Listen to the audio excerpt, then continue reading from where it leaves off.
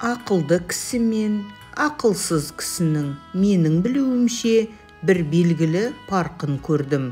Әуелі пенде адам болып жаратылған соң дүниеде ешбір нәрсені қызық көрмей жүре алмайды. Сол қызықты нәрсесін іздеген кезі өмірінің ең қызықты уақыты болып ойында қалады.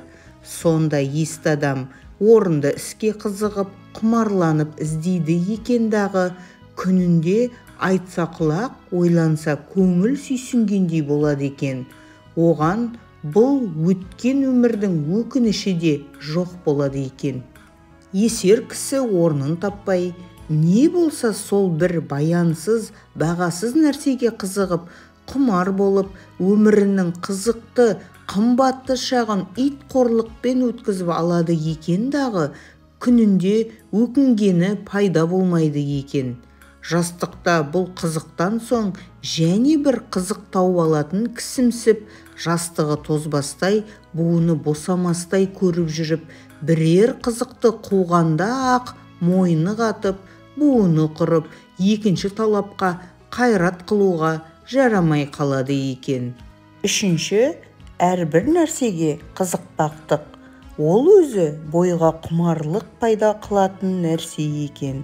Әрбір құмарлық өзіне бір дерт болады екен. Әртүрлі құмар болған нәрсеге жеткенде, яки әне-міне жетер-жетпес болып жүргенде, бір түрлі мастық пайда болады екен.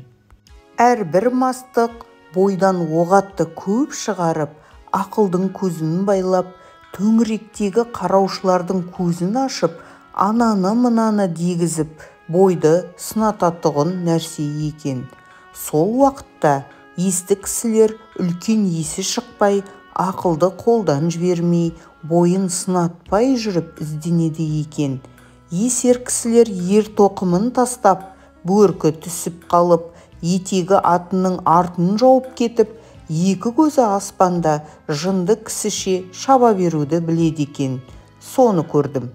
Егер де есті кісілердің қатарында болғың келсе, күнінде бір мәртебе, болмаса жұмасында бір, ең болмаса айында бір өзіңнен өзің есеп ал.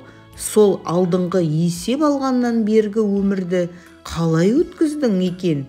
Не білімге, не ахиретке, не дүниеге жарамды күнінде өзің өкінбестей қылықпен өткізіппісің? Жоқ, болмаса не қылып өткізгеніңді өзің де білмей қалыппысың.